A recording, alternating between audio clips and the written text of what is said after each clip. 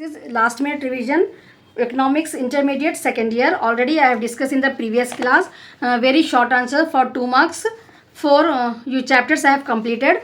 Now today I am starting 5th chapter, agriculture sector. Now microfinance. Microfinance means providing financial aid of up to 25,000 to the rural and urban poor and also for the self employed. Micro finance में क्या लिखना है आपको? Micro finance का मतलब क्या है? 25,000 की हेल्प कर रहे गवर्नमेंट. कितने की? 25,000 रुपीज़ की. किसके लिए? रूरल के लिए और अर्बन पूर के लिए, गांव के लोगों के लिए भी और अर्बन के पूर जो रहते और जो सेल्फ एम्प्लॉयड, जो वेजिटेबल्स फ्रूट्स बेच के जो अपना सेल्फ बिजनेस करते उन लोगों के लिए अप टू 5,000 फाइनेंस प्रोवाइड कर रहे. That is called as micro finance.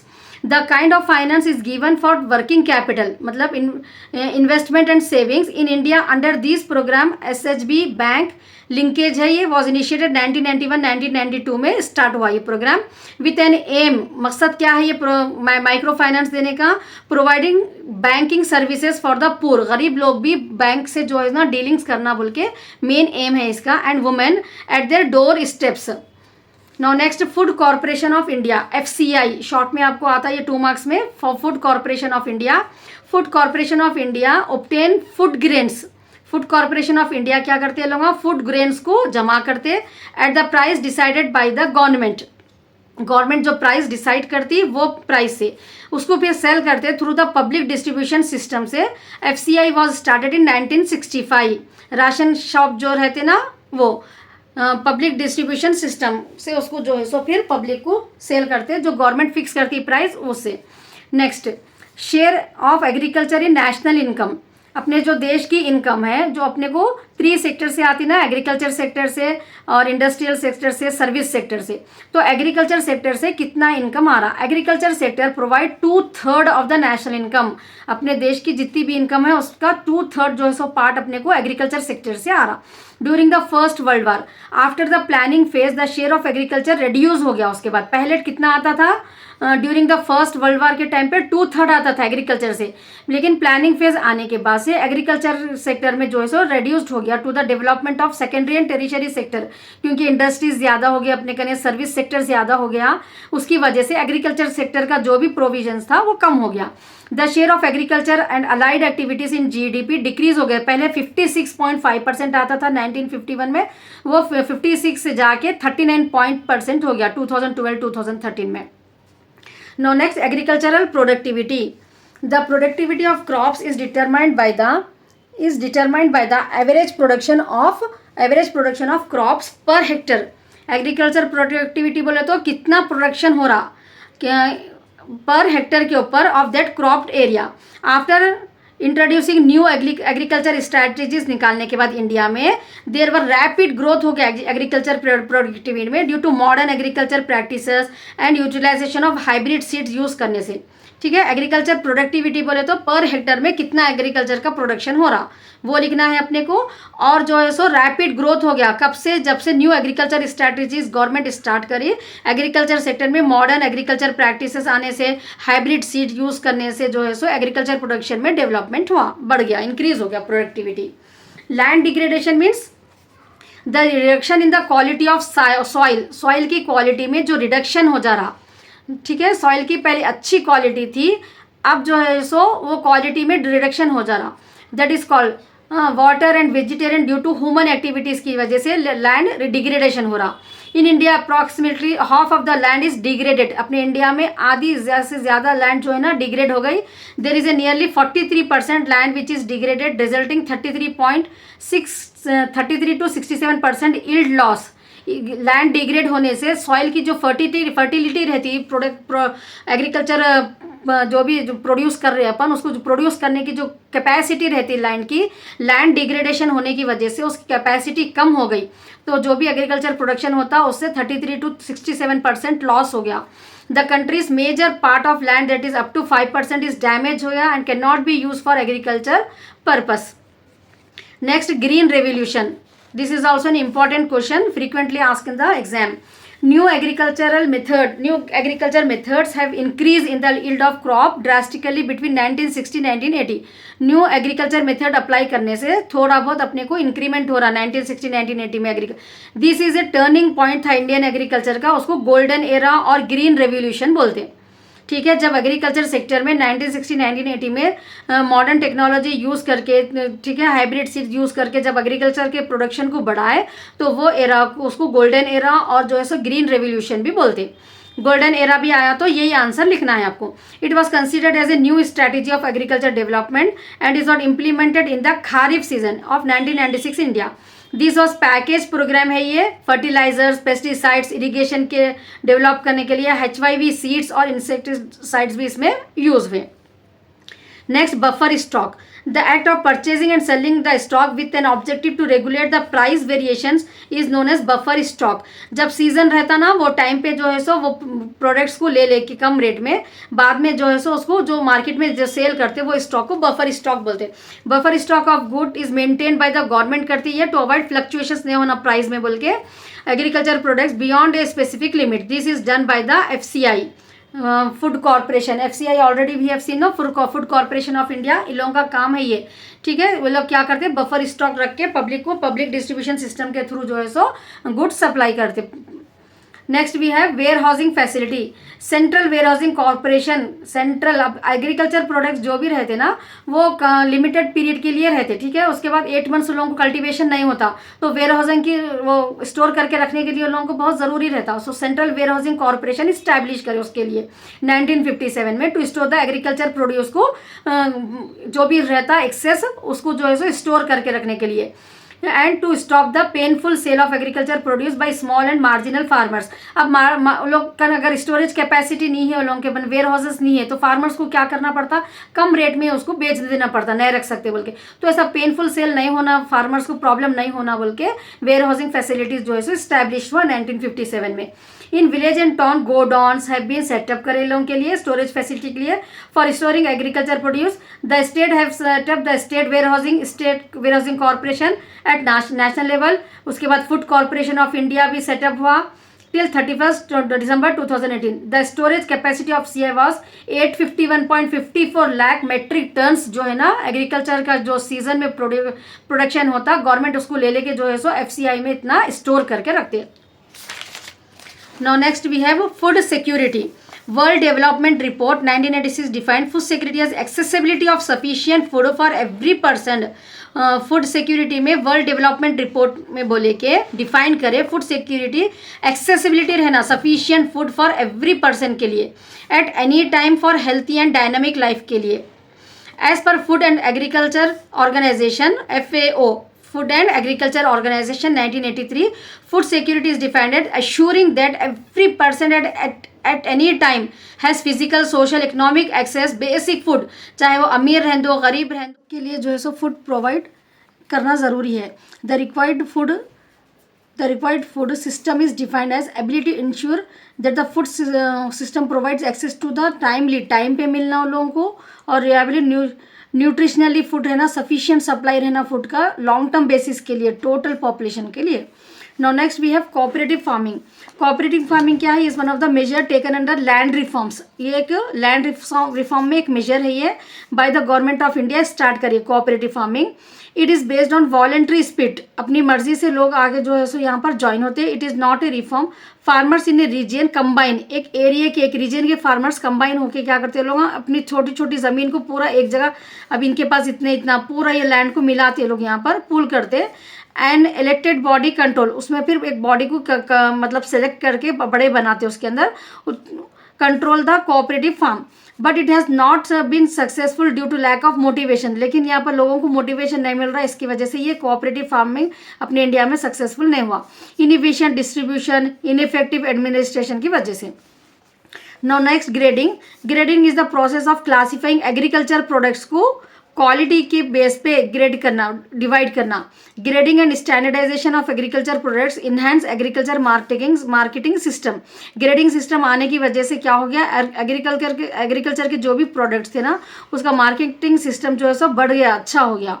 Next, rural indebtedness in India. Most people क्या होता है, live in village and they borrow money from money lenders. अपने इंडिया में क्या सिस्टम है, बहुत सारे लोगों पॉपुलेशन जो है रूरल एरिया में रहता है, और उन लोगों को जब पैसों की ज़रूरत पड़ती है मैरिज के लिए, सोशल सिस्टम के लिए, कुछ भी, तो लोग क्या करते बोले तो मनी लेंडर से जो है सो अमाउंट बोरो करते। बहुत हाई रेट इंटरेस्ट रहता है, मनी लेंडर चार्ज करते फॉर अनप्रोडक्टिव पर्पस, खेती बाड़ी के लिए, एग्रीकल्चर प्रोडक्टिविटी के लिए नहीं, फंक्शंस करने के लिए, अनप्रोडक्टिव पर्पस के लिए।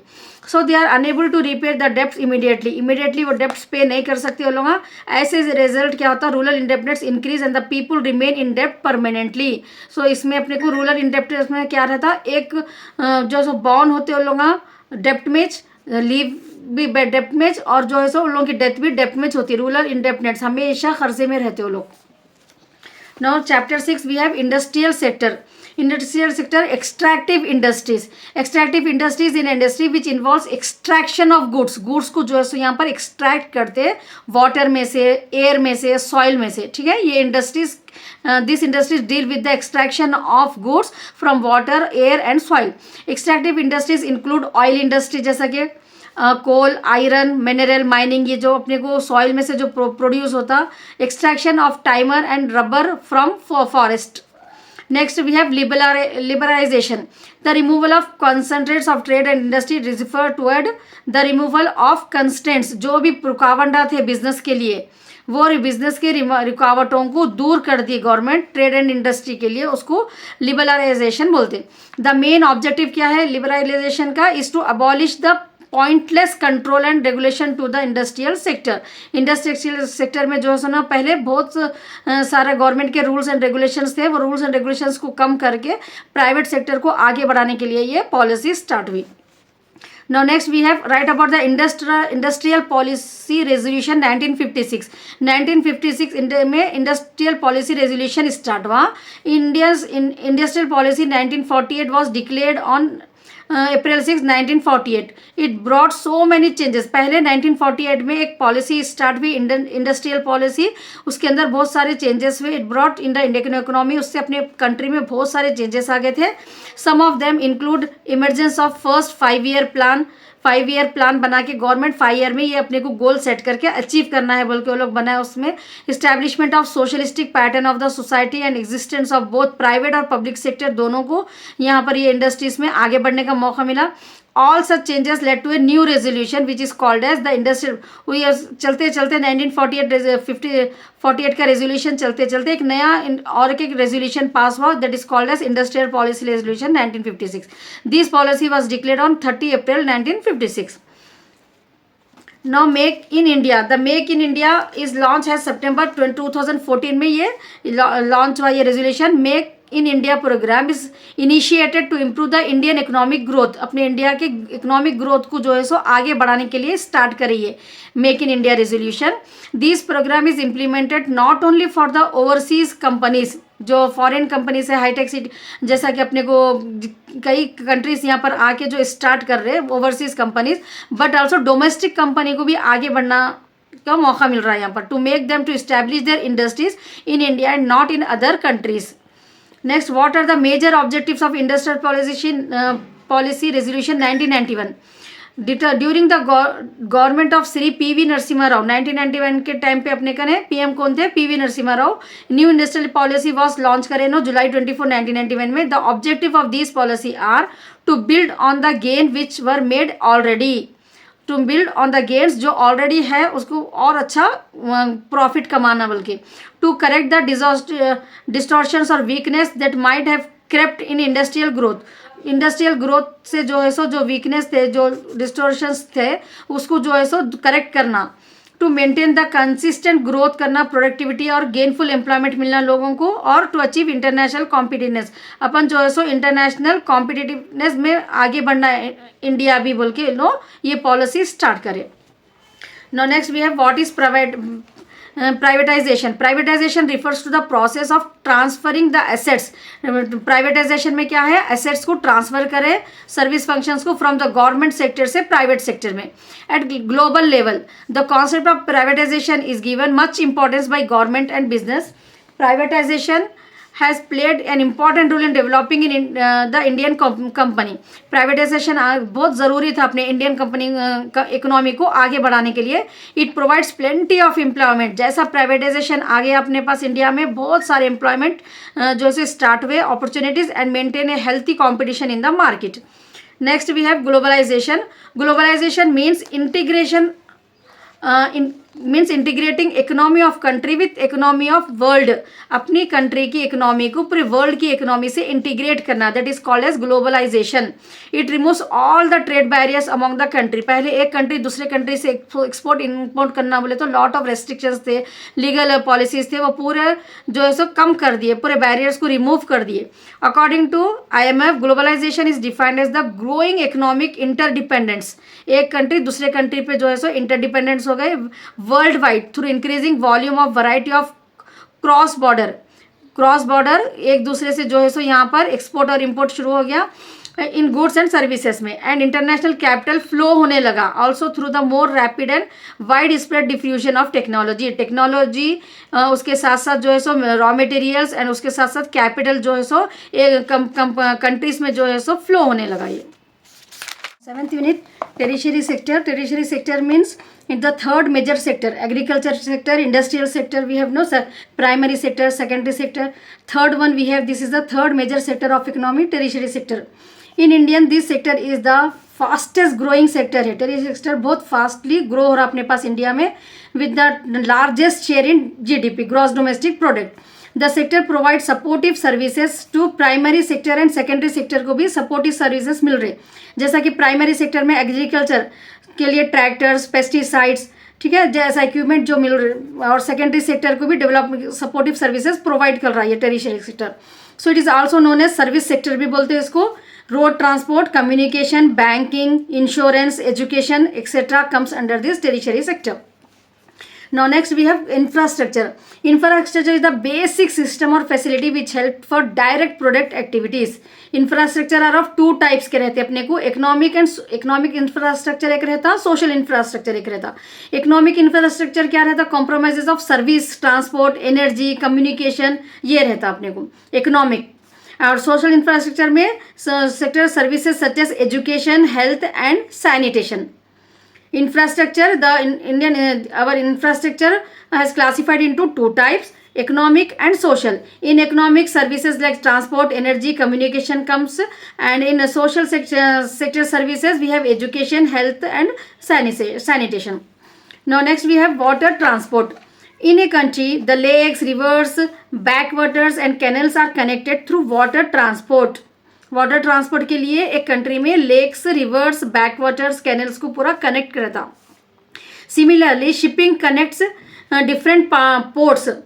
Shipping connects different ports of the country and the world. Water transport is the cheap and least polluted mode है ट्रांसपोर्ट का। The Indian rivers and canals covers the length of 5000 kilometre and has huge potential for inland water transport. Now next we have what is Bharat net. The government launched flagship BharatNet program to facilitate broadband connection to 2.5 lakhs ग्राम पंचायत को existing in India। Government जो है so ये flagship BharatNet programme बोल के launch करे, यहाँ पर इसमें 2.5 लाख ग्राम पंचायत को कनेक्ट करे existing in India. This project includes optimal mix of optimal fibre, radio and satellite media. Rural area में भी जो है सो मतलब मीडिया को यूज़ करना, उसके लिए जो है सो ये भारत नेट स्टार्ट हुआ। Next we have GIC, the intention of general insurance corporation. General GIC stands for general insurance corporation of India, is to be supreme reinsurance and solution provider है ये insurance के उसमें। Some of the objective of general insurance corporation are protect the ethics and fair practices होना, business में कुछ भी धोखा नहीं होना। टू बिल्ड म्यूचुअल रिलेशनशिप रहना and beneficial with the business partner. Business के जो भी पार्टनर्स है दोनों में म्यूचुअल रिलेशनशिप रहना और दोनों भी जो है सो बेनिफिटेड रहना। Now next we have LIC. The main purpose of LIC is to improve the standard of living of people through financial security.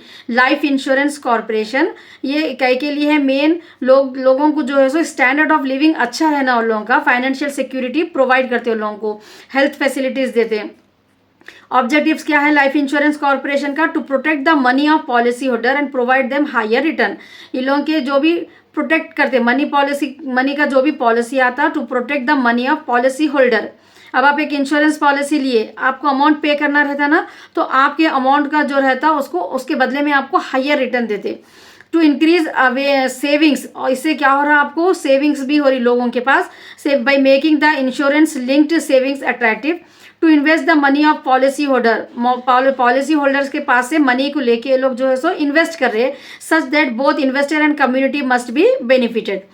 To expand the insurance to rural, socially and economically backward areas, covering the risk of life reasonable cost. और main में यहाँ पर objective क्या है LIC का? Expand करना, ये insurance policy को एक्सपैंड करना इवन इन रूरल एरियाज में, ताकि उन लोगों को जो है सो टाइम पे हेल्थ इंश्योरेंस जो है सो मिल सकना.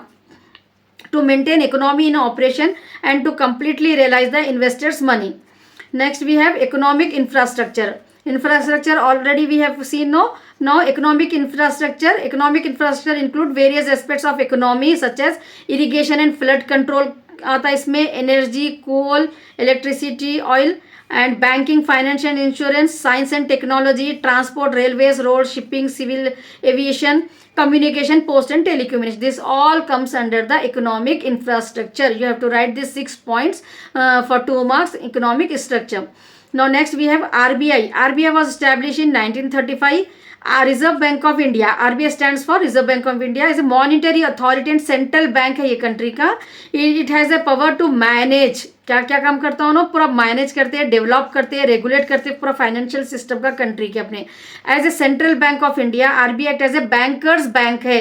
अगर बैंक्स को पैसों की ज़रूरत है as a loan, they move to RBI.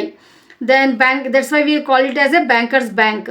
Banker to the government के लिए भी RBI एक मतलब government also take the amount finance from the RBI. Controller of credit and custodian of foreign exchange reserve. Foreign exchange reserve का भी पूरा RBI के हाथ में है कंट्रोल करने का.